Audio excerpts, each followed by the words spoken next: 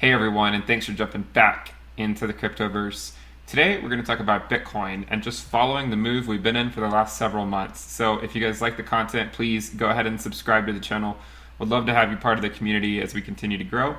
Also check out the Telegram channel in the description below and the premium list if you want access to additional content. So, one of the things we've been talking about for quite a while now is just this move here. We've been with it every step of the way. When we were coming down, we said that once we broke the 20-week, our next stop is likely the 200. That's where we went. Well, first it was the 100, then it was the 200. We came back up, back to the 20-week, and this, remember, is our measure for whether we're bullish or more bearish. Because remember, being above the 20-week is really what we want to be in terms of seeing a bull market take place.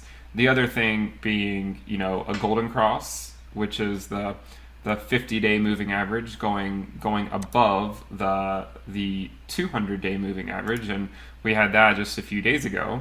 You can see it here, and we even said when this happened to expect a pullback.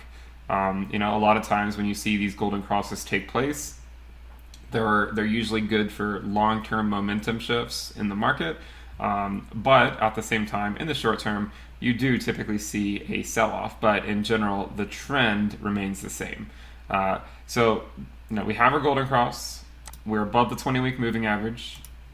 Still a lot of people skeptical, saying, we're going back down to 3K, to 5K, to 1,800. These are all necessary but not sufficient conditions that we need to see for Bitcoin to go into a bull market. And by looking at weekly candles, it really helps to reduce the noise. Instead of looking at all those days where the price is dropping, we have the wicks that go up $400 and then straight back down. They call them the BART patterns, where they just, it'll go up and then just go sideways for a bit and then come back down on like the 1 hour time frame or something. You can just ignore all of that and just look at the larger picture here. So if you look at the larger picture, you can see, again, we're still remaining bullish. For the most part, except for these 2 weekly candles, we've just been moving up. We had 1, 2, 3, 4, 5, 6, 7 green candles, one red, another green, another red, and now we're in the middle of our 3rd green candle. Now, obviously, it could end up being red, but for the time being, it does seem like we are ticking upwards. Now, the question that everyone wants to know, right, is are we going to break the long-term trend line that has been plaguing Bitcoin for a long time? And depending on how you draw it, we broke it long ago. And this is the point that any trader, they talk about the wiggle room. You could draw it to the top of the candles. If you draw it to the top of the first body of the candle, in the second peak, you can see we broke it already. If you draw it to the top of that wick, we broke it already. Really, maybe if we're drawing it to the top of this wick here, there's going to be people saying, well, we're still in this trend until we break like 11,000. But the general consensus among crypto land is 10.5. And the reason for that is just because it would stop this downtrend. In a sense, this was our local top back in February or so. We peaked at around 10.5. So in a sense, there's a lot of money sitting on the sidelines waiting for this move. So if we get above 10.5, there could be a lot of money that has just been sitting on the sidelines waiting for a pullback that realizes, oh, I guess I missed the train. It's time to jump on before I get left behind. So this is the general idea. Now, we've been saying all along that, Bitcoin has been bullish. It's continuing to be bullish. This is just business as usual. Don't be surprised. It's really not out of the order. It's not off the cards to see us come back up to 14K this summer. I think there's a decent chance this happens. Maybe we come back down to the 200-week moving average in the fall or in the winter. If you go back to the cycle over here and take a measured move, so the first time we got to the 200-week moving average to the time we finally left it and didn't revisit it until the bottom of the next cycle was 266 days, or 38 weeks, maybe 39 weeks. If you scroll forward, so we're comparing 39 weeks during that first cycle. During this cycle, we've been testing on and off, obviously, the 200-week moving average for 67 weeks. So in this cycle, we were only on the 200 week, oscillating or bouncing off of it for 39 weeks. In this one, it's already been 67 weeks, and it's possible, right, that we test it again later on. And by the time we test it again, if we do test it again, I mean, it could be at a price of, $7,500 or something. It's still going up. The 200-week moving average is monotonically increasing. It has never decreased. So in the history of Bitcoin, the 200-week moving average has never, the slope has never been negative. And the reason is just because the price doesn't really go below it. I mean, of course, there's wicks that go below it. We even had, a wick recently that went below it, but unless you're printing a lot of data below it, there's just no way that the 200-week moving average is going to turn negative. So we say always be prepared for a revisit to the 200-week moving average. If you see that happen, it's typically a great opportunity in your life. This is not financial advice, but just looking anytime we're on the 200-week, it's usually not long before we're bouncing back up. Even in this case, if you had bought here and you missed buying at, say, the 300-week, it was only a couple weeks before you were already in the green. So remember to keep the macro picture in mind.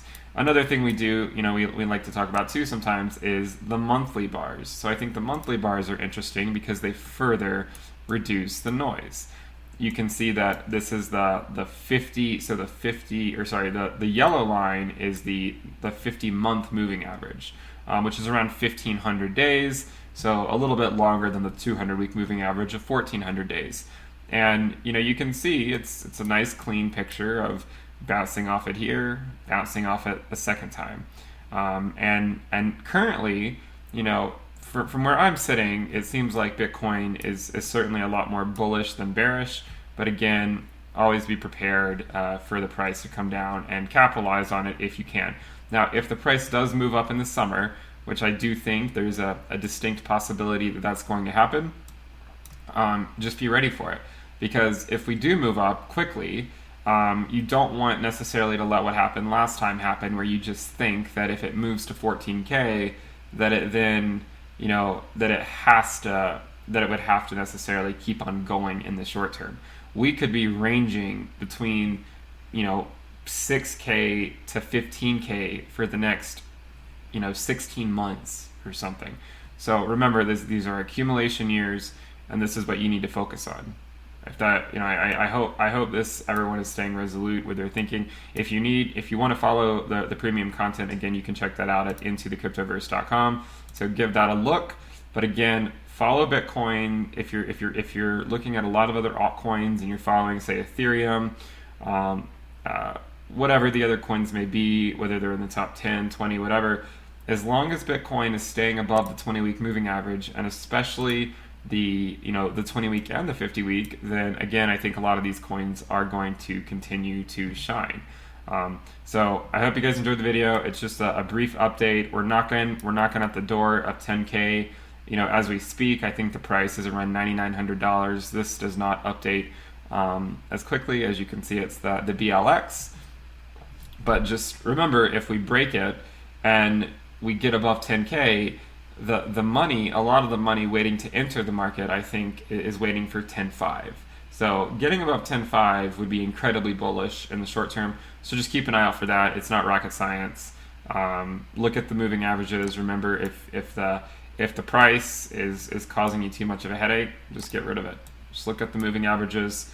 When you look at the long-term picture of the moving averages, they tell a completely different story than what you're used to seeing when you're looking at the price. Now these are just showing, say, the months, but I think this is interesting. I mean, even like the 20-month moving average, you can see it. It goes up, we kind of have the peak, goes down into the halving, it goes back up, goes down into the halving, and then it slightly starts to increase as we get into the halving and becomes bullish again. So remember, accumulation phase, probably amongst the best times of your life to accumulate Bitcoin, and likely will be among the best time to accumulate Bitcoin for the rest of our lives if cycles are extending and macro level volatility is decreasing. So just wanted to give a quick update. business as usual. Nothing's changed. I'll see you guys next time. Make sure to subscribe to the channel. We're coming up on almost a year for the channel. So the channel is going to be a year old in 3 days. So I'm pretty excited about that. And I'll see you guys next time. Bye.